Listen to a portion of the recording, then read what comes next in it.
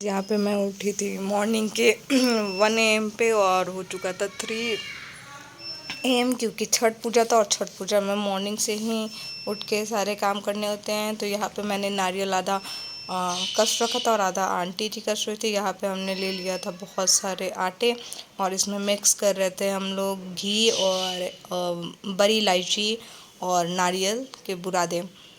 तो ये सारा मिक्स कर दिया हम लोग ने अच्छे से। और ये हम लोग के 2-3 कटौते थे अलग अलग।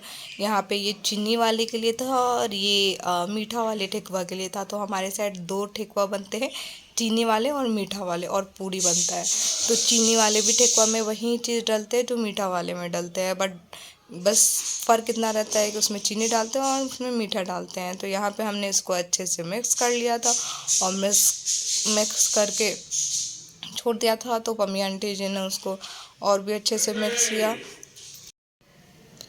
मिक्स करने के बाद इसमें हम लोग डाल रहे थे गुड़, जो कि हमने पानी में इसको रख के और पिघला दिया था। और थोड़ा सा गैस पे चढ़ा के उसको अच्छे से जितना भी गुड़ नहीं पिघला था उसको मिलाने की कोशिश किए थे। यहाँ पे मम्मी गुड़ को पानी में डाल रही हैं, क्योंकि ये छन जाए जो भी गुड़ का गंदगी है ना वो आटा के अंदर ना जाए, नहीं तो किन किन सा लगने लगेगा। तो यहाँ पे सारा गुड़ चला जाता है और बाकी का जो बचता है वो आंटी जी हाथ से अच्छे से मिला मिला के निकाल देती है। फिर यहाँ पे मैं और मम्मी आंटी जी इसको मिला देते, तो हम लोग से अच्छे से नहीं मिला था तो मम्मी आके मिला दी। फिर हम लोग ने यहाँ पे ठेकुआ बना और किरण आंटी जी छानना स्टार्ट कर दी थी। यहाँ पे किरण आंटी छान रही थी, मम्मी पूजा कर रही थी। वैसे मम्मी को सेटिस्फेक्शन नहीं मिलता है खुद से बिना छाने हुए, तो वापस से कुछ कच्चे रह गए थे तो उन्होंने वापस से छाना था।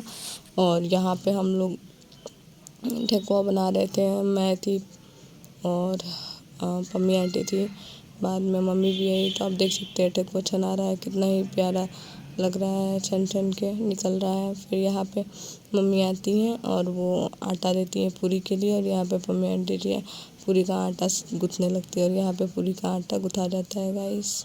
और यहाँ पे चीनी वाला था, अब चीनी वाले का प्रोसीजर स्टार्ट होता है। फिर डलडा घी का मैन पड़ता है चीनी वाले में और मीठा वाले में शुद्ध घी का। तो यहाँ पे चीनी वाले मैं और मम्मी आंटी जी मिला रहे थे, बट मेरे को वीडियो भी लेना था तो इसलिए मैं छोड़ दी। मम्मी आंटी मिला, फिर मैंने सारे जो जितने भी ठेकुआ थे सबको गुथवा दिया और मैं भैया के साथ चल पड़ी मार्केट, क्योंकि फल वगैरह कुछ आया नहीं था। और मैंने जैसे बताया कि पापा का तबीयत ज़्यादा ठीक नहीं रहता, तो इस बार पापा मार्केटिंग करने नहीं गए थे, गर्मी भी बहुत ज़्यादा था। तो मैंने और भैया ने ही सारा फल वगैरह लेके चले आए। यहाँ पे गन्ना खरीदा रहा था, यहाँ पे फल लाली थी और मैं धुल रही थी, सारे फल को धुल चुकी थी क्योंकि बिना धुले हुए फल चढ़ते नहीं हैं। तो यहाँ पे जितने भी हम लोग फल और जितने भी सारी चीज़ लाए थे धुल दिए थे। यहाँ पे मैं सारे बर्तन को धुल के रख दी थी सूखने के लिए, क्योंकि पूजा का बर्तन यूज नहीं होता। यहाँ पे दिया ढकनी काम आता है शाम में, तो इसको भी धुला गया था। यहाँ पे चीनी वाले सारे ठेकुए पक चुके थे और यहाँ पे भाभी ने फ्राइड राइस लेके आई थी। तो यहाँ पे मैं फ्राइड राइस खाने के बाद भैया का फेस में मैं डिटेन करके और मसाज दे रही थी उनको। तो यहाँ पे उनको मसाज करने के बाद मैंने भाभी को भी डिटेन लगाया गाइस। तो भाभी भी बगल में लेटी हुई थी और वह यहाँ पे इनको मसाज कर रही थी, क्योंकि इनका जो डिटेन का काम था वो कंप्लीट हो चुका था, सूख चुका था। तो मैंने सोचा कि इसी हाथ में क्यों ना इनको मसाज भी कर दूँ। यहाँ पे मैं भाभी का डिटेन लगा के और उनके आँखों में खीरा रख दिया था, उसको कद्दूकस करके खीरा को, क्योंकि खीरा का पानी बहुत ही ठंडा होता है, बहुत अच्छा लगता है। और मैं नहा चुकी थी क्योंकि शाम में छठ घाट पे जाना था, तो मैं नहा वहा के फ्रेश हो गई थी और बाल को सुखाने जा रही थी।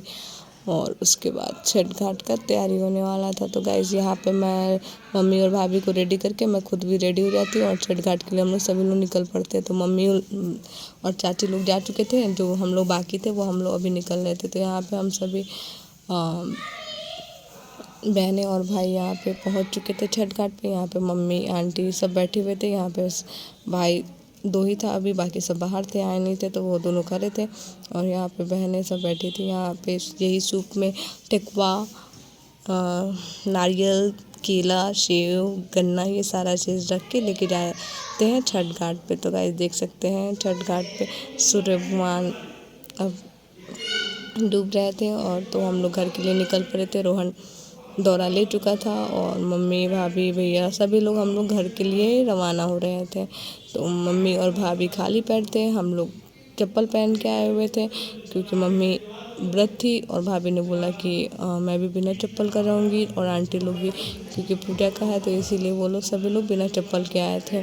तो यहाँ पे हम लोग रास्ते में थे, देख सकते हैं गाइस, सब बहुत ही प्यारे लग रहे थे और बहुत ही खूबसूरत लग रहे थे। बहुत हम लोग इंजॉय किए, छठ घाट पे भी हम लोग मस्ती किए और हम लोग घर के लिए रवाना हो गए गाइस। अब हम लोग घर पे पहुँचते हैं और भैया भाभी को ऊपर ठहलते हैं।